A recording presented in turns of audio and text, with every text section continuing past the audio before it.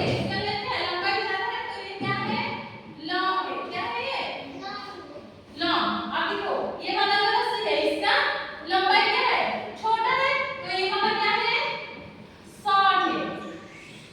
तो ये लॉन्ग है और ये शॉर्ट है ठीक है तो अब मैं कुछ पिक्चर्स तुम्हें दिखाऊंगी तुम मुझे बताना कौन सा लॉन्ग है और कौन सा शॉर्ट है ठीक है अब देखो यहाँ पे दो सिप है एक सिप यहाँ है एक सिप यहाँ है ये वाला सिप क्या होगा लॉन्ग या फिर शॉर्ट लॉन्ग ये वाला ये वाला एरोप्लेन क्या है लॉन्ग ये वाला एरोप्लेन शॉर्ट अब देखो दोनों का है किसका है लॉन्ग है इनका क्या लेना ये क्या होगा लॉन्ग ये क्या होगा शॉर्ट अब देखो दो कॉर्ड है लॉन्ग कौन सा है शॉर्ट कौन सा है ये क्या है ये वाला